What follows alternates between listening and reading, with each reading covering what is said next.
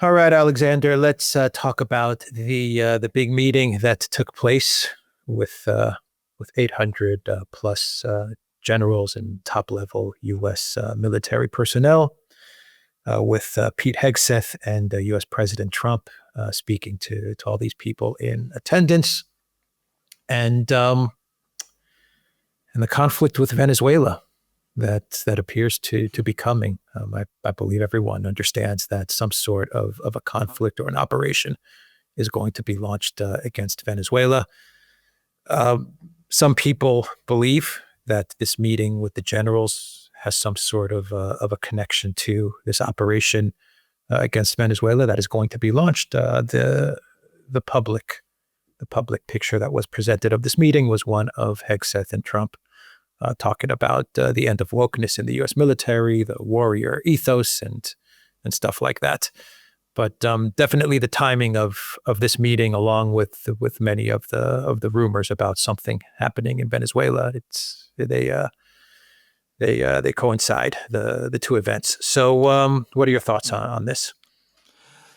Well, the public explanation for this enormous meeting, that you bring 800 top military officers from around the world to come and listen to these speeches by Hegseth and Trump, to hear statements made which could perfectly easily be communicated in far simpler language to all of these generals by email, and which disclose nothing that could remotely be described as classified. I mean, if that is indeed why this meeting was held, then it was absurd. I mean, it was a ridiculous thing to do. And I ought to quickly say, I thought Trump's speech at this meeting was the worst I have ever heard him make. I mean, it was completely lacking in humor. It was entirely bombastic, and it was full of idiotic bragging. Our submarines are better than their submarines. Why haven't I been given the Nobel Peace Prize? I mean, when I've ended 8 wars. I mean, it was just, What was the point of that speech? What was the point of it? What was the point? What was the point of it? Yeah. Well, exactly. Exactly, with the American flag behind him. All made to make it look like, that scene from the film Pattern, and all of that. I thought the whole thing was just dreadful. And and you could see that the military people who'd been called in were absolutely furious. They listened to Trump with stony faces in complete silence. I mean, none of the applause that Trump usually gets. I mean, as I said, if it was all about that, warrior ethos, and people being fit and ready for battle and all of that kind of thing, then all I could say is, I mean, it was the most pointless, the most foolish meeting that has ever taken place.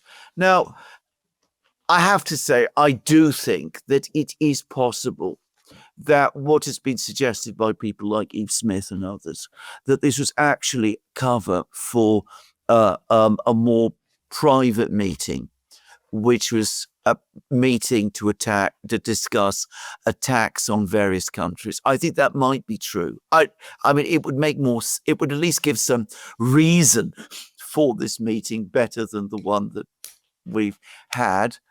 I absolutely believe an attack on Venezuela is coming. Every single day, we see more of a build-up take place. I saw an article in National Review, William Buckley's old piece, Neocon Central publication. It says that regime change in Venezuela is the logical and necessary thing to do. I mean, so you can see that the neocons are already salivating, and they're demanding their regime change operation in Venezuela. I'm a little surprised that the attack hasn't come sooner, but I have no doubt that it is being prepared. At some point over the next couple of days or weeks, an attack on Venezuela is bound to take place. But my own guess is that if there was a secret council of war which quite plausibly there was. Yes, they will have discussed Venezuela, but an even more important attack will be against Iran. There's lots of reports of American fighter jets being deployed to the Middle East, of US supply planes flying to the Middle East. And we've had all of the talk about deploying long-range missiles to Ukraine to attack targets in Russia. They might have been wanting to talk about those things too. But the optics of this meeting, I have to say, this were dreadful. And they reinforce a sense of an administration that is making it up as it goes along. No, I mean, it makes sense that this would be used as some sort of a cover, a bad cover at that. But it's the way that the Trump White House operates, at least when it comes to foreign policy. Deception. Yeah. This is what they do. They like to create these types of deceptions, whether it's with negotiators, scheduling meetings to negotiate a sort of peace, and then bombing the other side or whatever the Trump White House has been doing over the past 6-7 months. This is how they operate. They present one picture of something going on, and behind the scenes, they're actually up to some treachery. That's just the reality of it. Yeah. Well, it is. And it is so completely pointless, because if the United States wants to conduct secret councils of war, what prevents them? Why call 800 generals in and put them through the ordeal of having to listen to these tedious speeches? If you want to conduct a secret council of war, I mean, it's not. Trump wants to boast about it. He wants. Well, I know exactly. That's ultimately the whole thing. I mean, he wants to go. He outsmarted everyone. He outsmarted anyone. He wants to. He also wants to project the image of Patton, with a US flag behind him, and talk about his enormously effective submarines and all of the rest. And by the way, he knows nothing about submarines. I mean, I'm not an expert on submarines, but as it happens, I do know somebody who is. And, he's corrected me about all of that. I'm not going to go into all of this. But I mean, this tiresome bragging that Trump does, even as he prepares to launch the United States into a whole set of new military adventures, completely going against what he promised his base that he would do. It's all marketing. That's why he goes on and on about the Nobel Peace Prize things. I mean, he wants the Nobel Peace Prize. He absolutely wants it. And I mean, why not? They gave it to Obama. So I mean, give it to Trump as well. What does the Nobel Peace Prize have to do with peace anyway? But I mean, he presents this picture about ending all of these wars. I've ended 7 wars and 8 wars and 10 wars in Albania and Cambodia and Azerbaijan, whatever. He's ended all of these wars. He doesn't even know which wars that he's ended. He has no idea. And at the very same time as he's talking about this, he's waging all of these wars, right? Iran, Venezuela, Ukraine. These are American wars. The United States is involved in these wars. I wonder how many people in the United States, like a percentage of the population, that realizes that Trump is in 3 or is about to be in 3 freaking wars. Venezuela, Iran, Middle East, and I'm not even Iran, the entire Middle East, Gaza, the Middle East. He's in that war, bogged down there.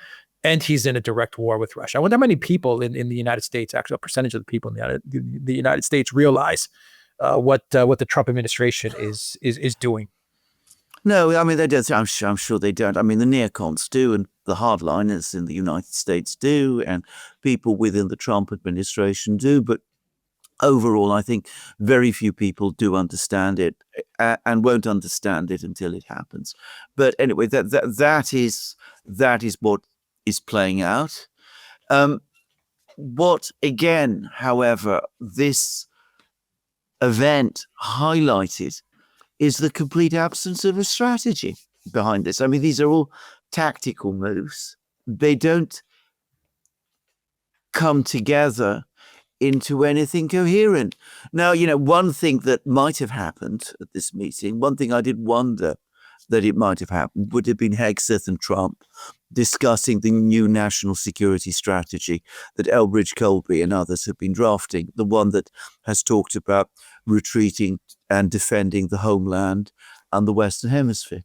I mean, that would have been They're doing the exact good opposite. reason. Well, they're doing exactly opposite, exactly. So I mean, but I mean, without even really explaining what they're doing, and I don't think they're not explaining what they're doing because they have no way to explain what they're doing. I mean, I'm increasingly starting to wonder whether the United States even has a government in any real sense anymore, because it looks to me as if we have one decision made after another, all by all reactive, all on impulse. Um, if there is some kind of a plan, I can't see what it is. Well, the United States doesn't have a strong executive, and it hasn't had a strong executive for a while now. I mean, Biden was definitely not a strong executive, and it is becoming very obvious that Trump is also not a strong executive. No. I mean, that's becoming abundantly clear now. It is a neocon. You could argue that. I mean, you said about policy. You could argue that it's a neocon policy, right? Well, this is the thing. What always happens in the United States, what has happened in every election that I can remember since the since 1990, since the 1990 election, which brought Bill Clinton to the presidency, is that you have the candidate who comes out, he says, look, I'm not going to give so much time to foreign policy. I'm going to focus instead on domestic policy. Remember, it's the economy, stupid. Wasn't that what Bill Clinton said? You had the same with George W. Bush. You have the same with Obama. You've had the same with Trump. You've even had the same with Biden. I mean, Biden at one time was saying the same thing. They always win on this platform. And then inevitably and invariably, what happens is that they are drawn back into the neocon way of doing things. You don't know whether they were sincere when they said some of the things that they did. It ultimately doesn't matter whether they were or not, because ultimately you always drift back and you end up doing exactly the same as all of the other presidents do. You neglect the United States itself. I don't really see, as I said, much in the way of government being done there. And you shape everything around your foreign policy, which is a neocon one. Yeah, so Venezuela is going to be regime change. They're going to try to regime change Venezuela. They're going to try to take out Maduro. There are reports saying that the United States already has forces within Venezuela that are working to move that forward. The former opposition party leader, I forgot his name. I want to say Gonzalez, but maybe I'm wrong about that. Yeah. But he's in exile in Spain. Yes. And I forgot his last name. Maybe I'll look it up when you're speaking, but when you're commenting. Yeah. But the reports are that he's been briefed. Yes. So he's already been briefed, and he knows what to do to return back to Venezuela and to declare himself the legitimate president. So it's not going to be Guaido; it'll be this guy. And so it looks like they've prepared everything. But as with all neocon plans, they always end in disaster, and it never goes as they planned it to go. So, how do you see this thing unfolding? Yes. I mean, I bear in mind, I am not an expert on Venezuela or its internal realities. And I'm most certainly not an expert on the state of the Venezuelan military.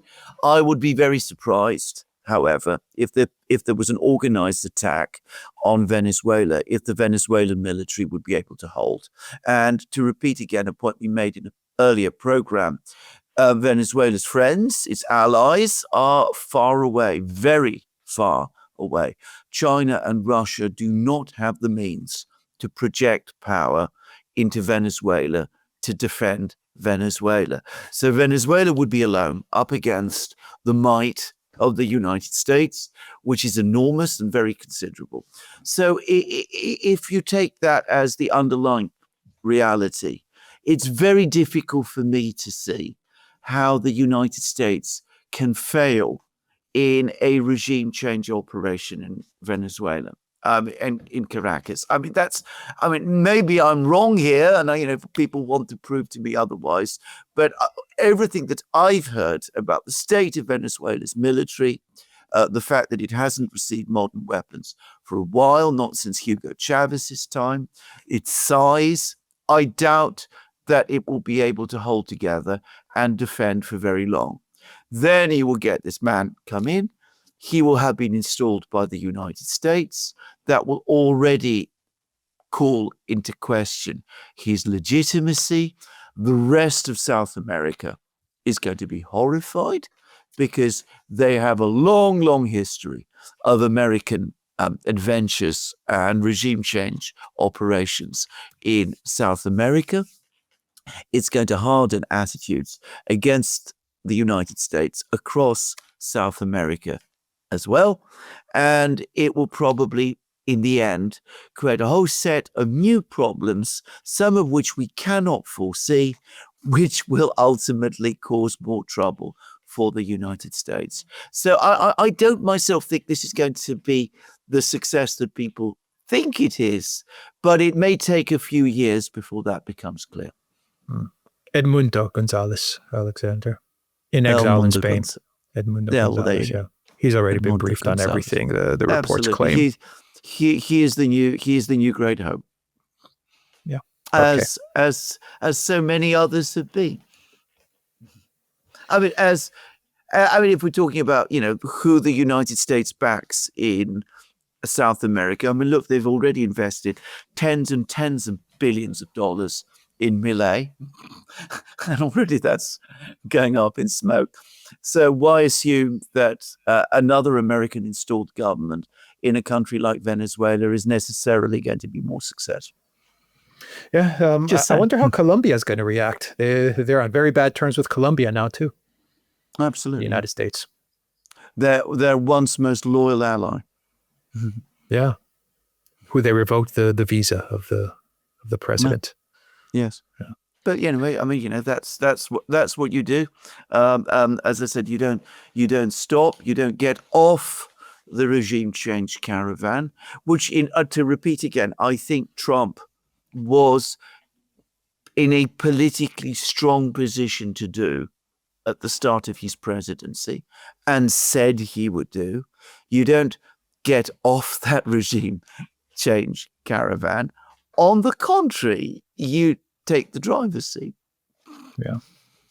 He was in the strongest position to get off of the regime change caravan and to do away with the neocons and the globalists, but he's failing in a big way. Anyway, all right, we will end this video. theduran.locals.com. We're on Rumble and X and Telegram, and go to Duran Shop, pick up some merch like what we are wearing in this video update. There's a link in the description box down below. Take care.